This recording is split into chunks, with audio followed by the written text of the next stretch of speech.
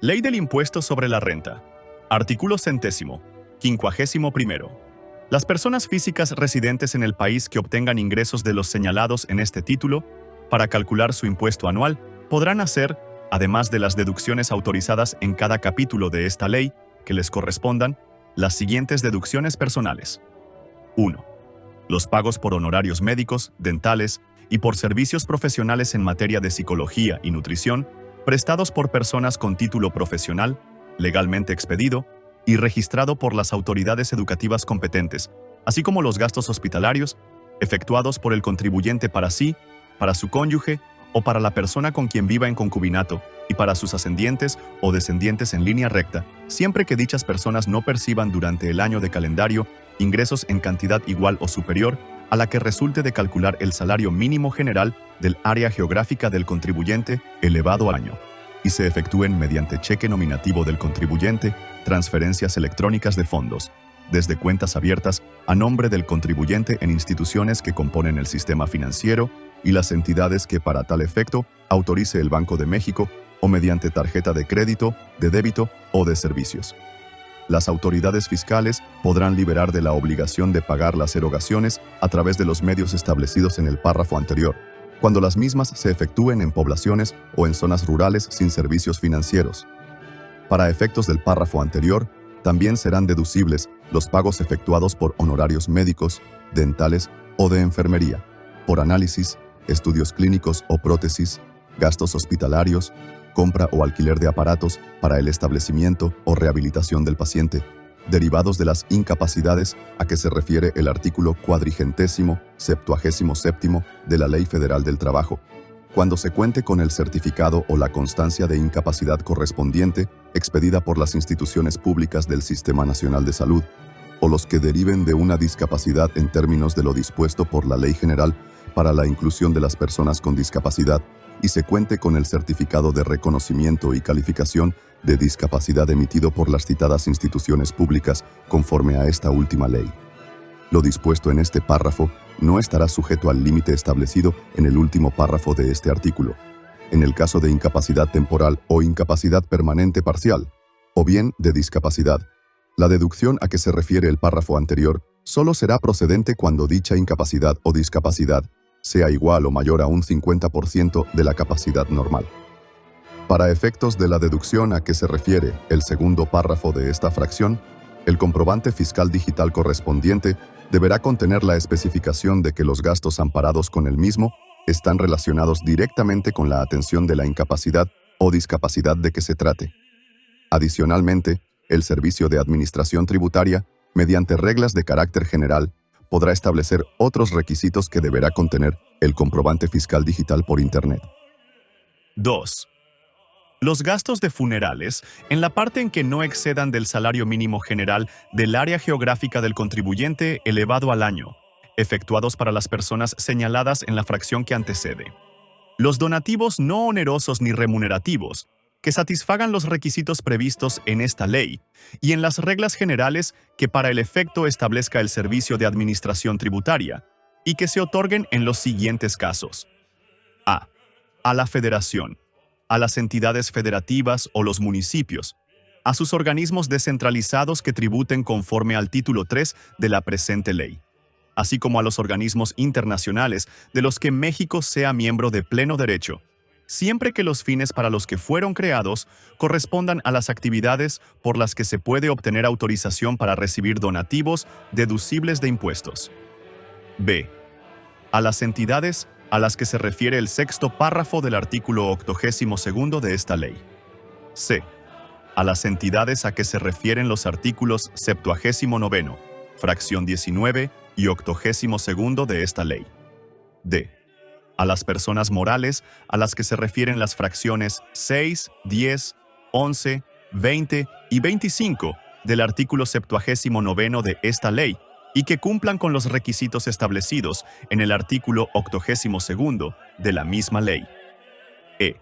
A las asociaciones y sociedades civiles que otorguen becas y cumplan con los requisitos del artículo 83 de esta ley.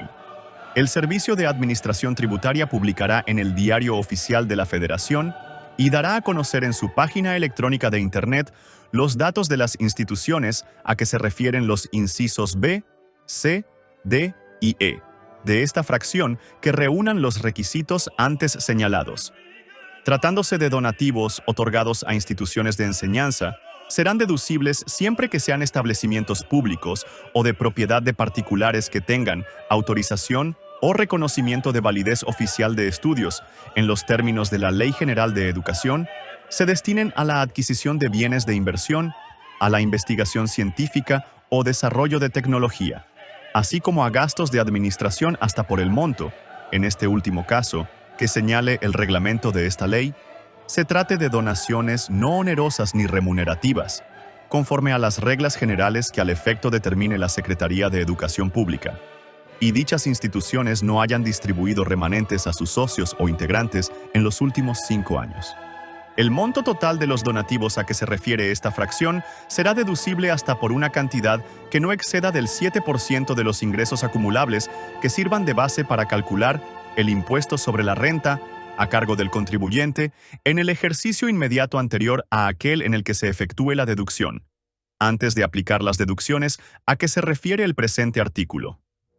Cuando se realicen donativos a favor de la Federación, de las entidades federativas, de los municipios o de sus organismos descentralizados, el monto deducible no podrá exceder del 4% de los ingresos acumulables a que se refiere este párrafo, sin que en ningún caso el límite de la deducción tratándose de estos donativos y de los realizados a donatarias autorizadas distintas exceda del 7% citado.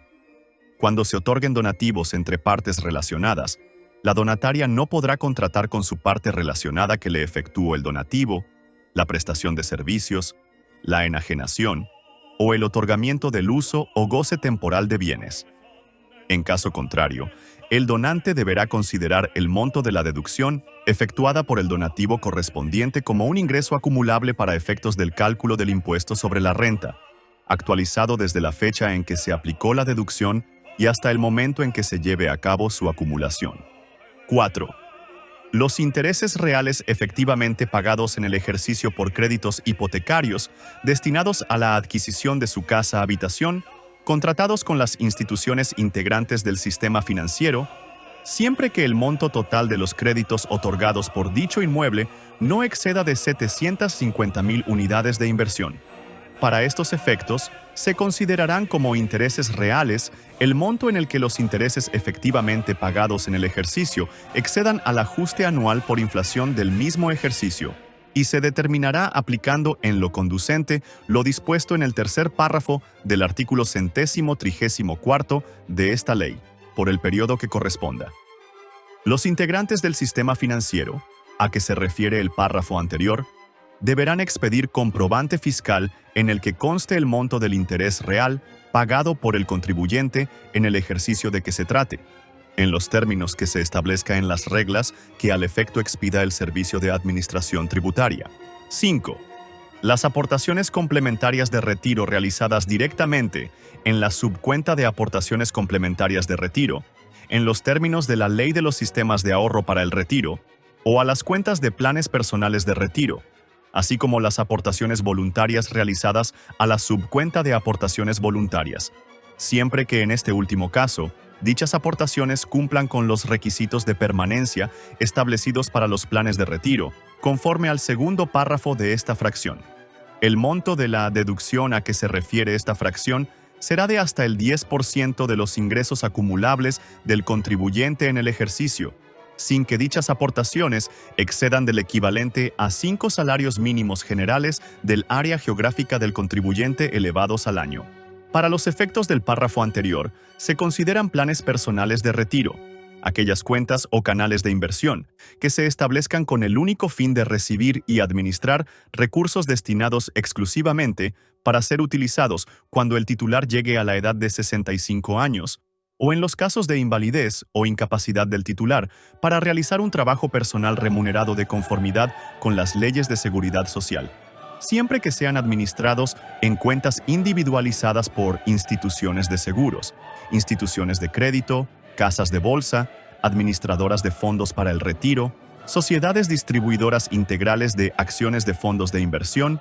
o sociedades operadoras de fondos de inversión con autorización para operar en el país, siempre que obtengan autorización previa del Servicio de Administración Tributaria y cumplan los requisitos y las condiciones para mantener su vigencia, en los términos que para tal efecto establezca dicho órgano desconcentrado mediante reglas de carácter general. En el caso de que los planes personales de retiro sean contratados de manera colectiva, se deberá identificar a cada una de las personas físicas que integran dichos planes, además de cumplir con los requisitos que para tal efecto establezca el Servicio de Administración Tributaria mediante reglas de carácter general. En estos casos, cada persona física estará sujeta al monto de la deducción a que se refiere el párrafo anterior. Cuando los recursos invertidos en las subcuentas de aportaciones complementarias de retiro, en las subcuentas de aportaciones voluntarias o en los planes personales de retiro, así como los rendimientos que ellos generen, se retiren antes de que se cumplan los requisitos establecidos en esta fracción, el retiro se considerará ingreso acumulable en los términos del capítulo 9 de este título. En el caso de fallecimiento del titular del plan personal de retiro, el beneficiario designado o el heredero estarán obligados a acumular a sus demás ingresos del ejercicio, los retiros que efectúe de la cuenta o canales de inversión, según sea el caso. 6. Las primas por seguros de gastos médicos, complementarios o independientes de los servicios de salud proporcionados por instituciones públicas de seguridad social, siempre que el beneficiario sea el propio contribuyente, su cónyuge o la persona con quien vive en concubinato, o sus ascendientes o descendientes, en línea recta. 7. Los gastos destinados a la transportación escolar de los descendientes en línea recta, cuando ésta sea obligatoria en los términos de las disposiciones jurídicas del área donde la escuela se encuentre ubicada o cuando para todos los alumnos se incluya dicho gasto en la colegiatura. Para estos efectos, se deberá separar en el comprobante el monto que corresponda por concepto de transportación escolar y se efectúen mediante cheque nominativo del contribuyente, transferencias electrónicas de fondos, desde cuentas abiertas a nombre del contribuyente en instituciones que componen el sistema financiero y las entidades que para tal efecto autorice el Banco de México, o mediante tarjeta de crédito, de débito o de servicios. Las autoridades fiscales podrán liberar de la obligación de pagar las erogaciones a través de los medios establecidos en el párrafo anterior, cuando las mismas se efectúen en poblaciones o en zonas rurales sin servicios financieros. 8. Los pagos efectuados por concepto del impuesto local sobre ingresos por salarios y en general por la prestación de un servicio personal subordinado, siempre que la tasa de dicho impuesto no exceda del 5%. Para determinar el área geográfica del contribuyente, se atenderá al lugar donde se encuentre su casa-habitación, al 31 de diciembre del año de que se trate. Las personas que a la fecha citada tengan su domicilio fuera del territorio nacional atenderán al área geográfica correspondiente al Distrito Federal. Para que procedan las deducciones a que se refieren las fracciones 1 y 2 que anteceden, se deberá acreditar mediante comprobantes fiscales que las cantidades correspondientes fueron efectivamente pagadas en el año de calendario de que se trate a instituciones o personas residentes en el país. Si el contribuyente recupera parte de dichas cantidades, únicamente deducirá la diferencia no recuperada. Los requisitos de las deducciones establecidas en el capítulo 10 de este título no son aplicables a las deducciones personales a que se refiere este artículo. El monto total de las deducciones que podrán efectuar los contribuyentes en los términos de este artículo no podrá exceder de la cantidad que resulte menor entre 5 veces el valor anual de la unidad de medida y actualización, o del 15% del total de los ingresos del contribuyente, incluyendo aquellos por los que no se pague el impuesto. Lo dispuesto en este párrafo no será aplicable tratándose de la fracción 5 de este artículo,